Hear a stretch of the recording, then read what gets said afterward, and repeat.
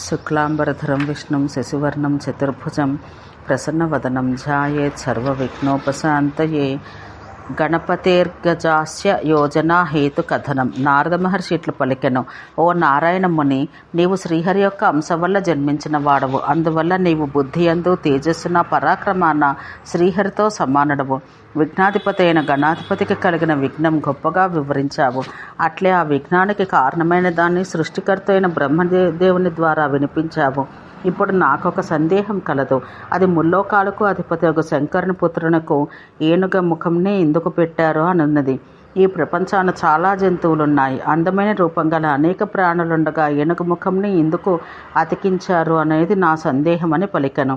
శ్రీ నారాయణ మహర్షి నారదునితో ఇట్లా పలికెను: గణాధిపతికి ఏనుగు తలను పెట్టే విషయం సమస్త పురాణాలలో, వేదాలలో రహస్యంగా ఉన్నది. దానికి సంబంధించిన మహాలక్ష్మి యొక్క చరిత్రను నీకు ఇప్పుడు వివరిస్తాను. అది సమస్త దుఃఖాలు పోగొట్టును, సమస్త సంపదలు కలిగించును, ఆపదలు తొలగించును, పాపాలు పోగొట్టును, సుఖాన్ని, మోక్షాన్ని, ధర్మార్థ కామ మోక్షాలు కలిగించును. ఓ నారద, పాద్మకల్పాన రహస్యంగా ఉన్న ప్రాచీన ఇతిహాసం నీకు తెలుపుతాను, వినుము.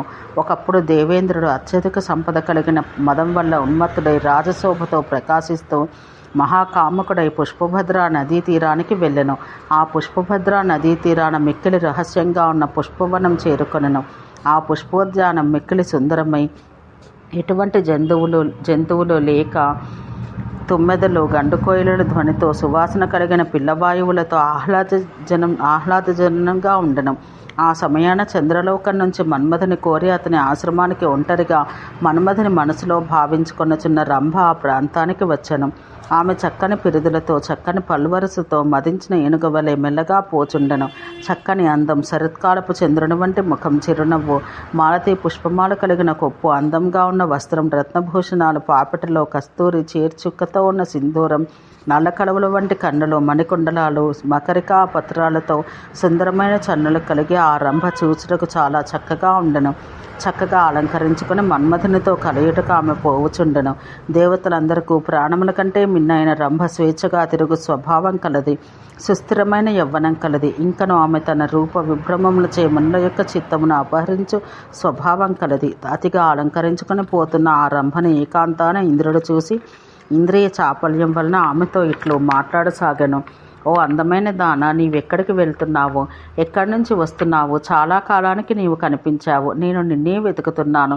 నీపై గల కోరిక చే సువాసితమైన తియ్యని నీరు తాగువాడు బురద నీరు తాగునట్టు, గంధం కావాలని కోరువాడు బురదను ముట్టినట్టు, అమృతాన్ని కోరువాడు సురను ఇష్టపడినట్టు, పాలు తాగువాడు అపరిశుద్ధ జలాన్ని ఇష్టపడినట్టు, సువాసన గల పుష్పములయందు నిద్రించువాడు అస్త్రశయ్యను కోరుకున్నట్టు, స్వర్గాన ఉండవాడు నరకాన్ని ఇష్టపడినట్టు, సుందరమైన దుష్టభోజనం చేయనున్నట్టు, రత్నాభరణాలు ధరించువాడు ఇనుముతో చేసిన ఆభరణాలు ఇష్టపడని ఎట్లు, చక్కని తెలివి అందము కల నిన్ను వదిలిపెట్టి ఇతర స్త్రీల పొందును కోరుకోలేను. నీ ఇంద్రియములచే ఇంద్రియ సుఖం పెంపొందించి నిన్ను వదిలి ఇంకొక స్త్రీని మనసులో అయినా స్మరించలేను. ప్రతి ప్రాణియు సుఖ అభిలాషి అయినను శ్రేష్టమైన దాన్ని ఎక్కువగా కోరుకొనను. కామంతో ఉన్న దేవేంద్రుడు ఈ విధంగా రంభతో మాట్లాడుతూ తన గజమగు ఐరావతం నుంచి కిందకు దిగి రంభ ముందు నిలబడెను. మహాశృంగారమను కోరుకొను రంభ ఇంద్రుని సరస్సు సంభాషణలు విని పొలకించిపోయి తల వంచుకొని నవ్వెను. ఆ రంభ తన చిరునవ్వు, కటాక్షం, స్తనములను, ఊరులను చూపించుట, నర్మోక్తులు కల మాటలు మొదలగు వాటిచే ఇంద్రుడి మనసు చూరగొనను. అటు పిమ్మట సుమధురం, కోమలం, ప్రియం, పురుషుని స్వాధీనం చేసుకున్న మాటలు మితంగా ఇట్లు పలికెను: ఓ ఇంద్ర, నేను ఎక్కడికి పోతున్నానని ప్రశ్న వల్ల నీకేం ఫలితం? అయినను నేను దుష్టులకు సంతోషం కలిగించను, దుష్టులతో సహవాసం చెయ్యను. 9 అన్ని పుష్పాల నుంచి మకరందం గ్రహించిన రుచిగల కొన్ని పుష్పాలపైననే ఎల్లప్పుడూ ఉండును. అట్లే కాముకుడు కూడా అంతటా తిరిగిన కొందరిని అనుభవించును. కాకి ఎట్లు చెట్లపై వాళ్ళ పండ్లను తినిపోవును, కాముకుడు అట్లే ఫలమును అనుభవించి పోవును. చెరువుల్లో నీరున్నంత వరకు జలచరాలున్నట్టు కాముకుడు తన అవసరాన్ని అనుసరించి ఉండును. అయినను నీవు దేవతలకు అధిపతివి. కామినులందరూ నేను ఎల్లప్పుడూ కోరుకొందురు. రసికలకు స్త్రీలు రసికునే ఎప్పుడూ కోరుకుంటారు. కామిని అగు స్త్రీ యువకుడు, రసికుడు, అందగాడు, చక్కగా అలంకరించుకున్నవాడు, గుణవంతుడు, ధనవంతుడు అగు పురుషుని మాత్రమే కామించును. అట్లే చెడు నడక కలవాడు, రోగి, ముసలివాడు, రతిశక్తి లేనివాడు, ధనాన్ని ఇయ్యనివాడు, తెలివి తక్కువ వాడగు పురుషుని ఎల్లప్పుడూ కోరుకొనదు. అందువల్ల నీ వంటి గుణసముద్రుని ఏ స్త్రీ కోరుకొనదు.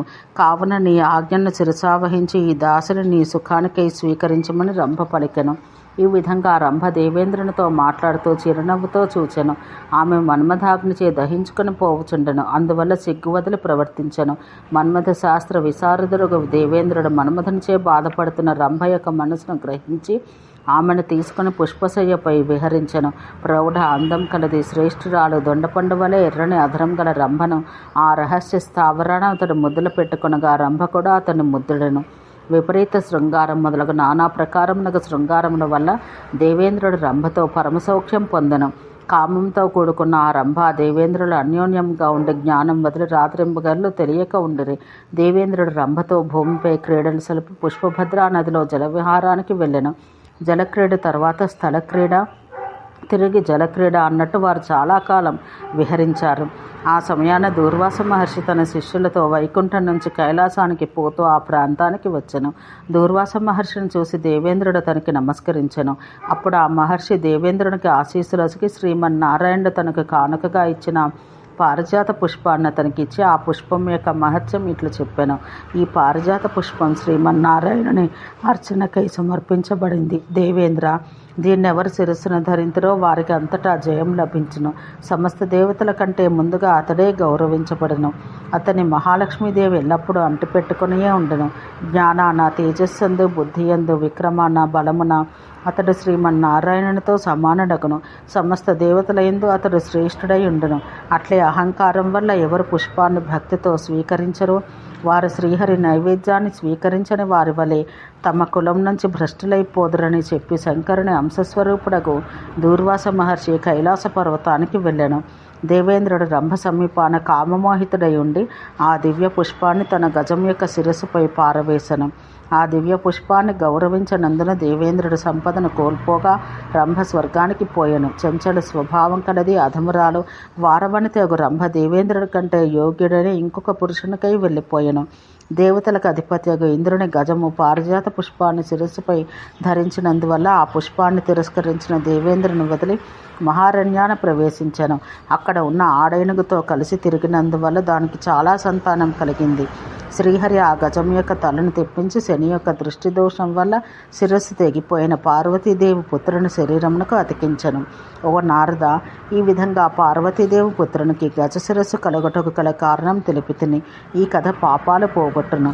ఇంకను నీవు వినదలిస్తే ఏదైనా ఉంటే అడగమని నారాయణముని నారదుడితో అనెను. ఓం శాంతి శాంతి శాంతి.